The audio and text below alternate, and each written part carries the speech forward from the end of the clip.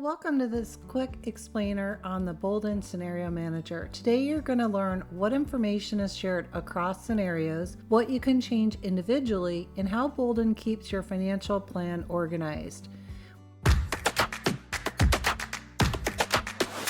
When you first build a plan in Boldin, you'll start with one scenario called your baseline scenario.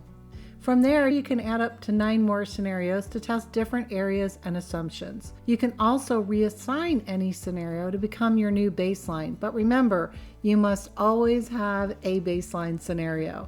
If you ever want to completely reset your plan, you go through onboarding again and just contact the Boldin Services team and they'll take care of it. Let's walk through what data is shared across scenarios and what's unique to each scenario. First is accounts and assets. Across every scenario, the following account details are always shared: account name, account type, current balance, the tax treatment, the cost basis, and the account turnover rate. We can change by scenario your rate of return assumptions.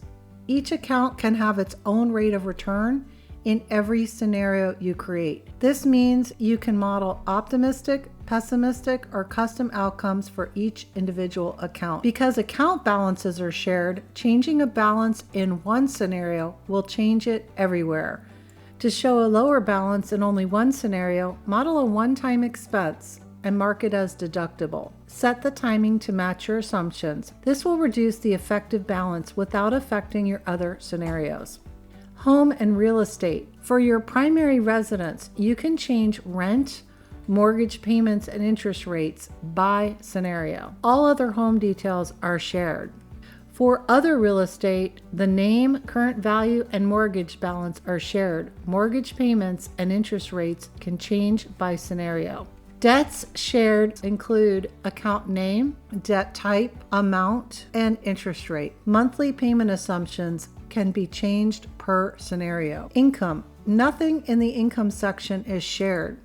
You can adjust everything per scenario, including work income, Social Security income, pensions, annuities, windfalls, and passive income.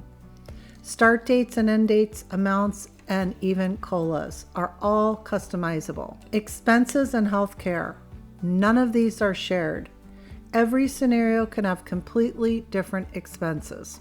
Money flows. Nothing is shared in here either. Profile and goals are shared across scenarios. Marital status and spouse information. What you can change is retirement dates and longevity ages. Rate assumptions. None of these are shared. You can customize them freely in every scenario. Here are some tips for getting the most out of your scenarios. Keep your baseline plan updated so every new scenario starts with accurate information. Use scenario-specific rates like mortgage interest or return assumptions to explore different outcomes. Use one-time expenses to simulate account balance changes without altering the entire plan. Here are some frequently asked questions. Can you have multiple plans in Boldin? No. Each subscription supports one plan, but you can create multiple scenarios inside the plan to test different decisions. Why do scenarios share data with the baseline plan? Because scenarios are meant to compare different versions of the same financial plan. Shared data keeps everything aligned and ensures your comparisons are meaningful. And here, if you click on the ellipses for the second or third scenario, here you can review the summary of changes against your baseline and the second scenario here, and it will highlight all the differences. You can also compare up to 3 scenarios and see the results side by side. Here's the baseline and 2 of our comparisons here. And within this comparison screen, you can also modify it to optimistic, average, or pessimistic, and today's dollars versus future dollars. Now, what is the difference between using today's dollars and future dollars? Using today's dollars makes financial projections easier to understand because they reflect current purchasing power, while the future dollars shows the nominal value, including inflation. Neither is a more accurate way to view the plan, but they serve different purposes. Today's dollars are better for comparing lifestyle needs, while future dollars are better for showing growth. They show what money will be worth in terms of today's purchasing power. Future dollars are mathematically correct for showing how much you'll literally have. Today's dollars are practically correct for showing what the money will buy. Your accuracy depends on your purpose. Planning lifestyle needs, today's dollars are more intuitive. Tracking investment growth, future dollars show the nominal trajectory. Using today's dollars avoids the illusion of wealth that inflation creates.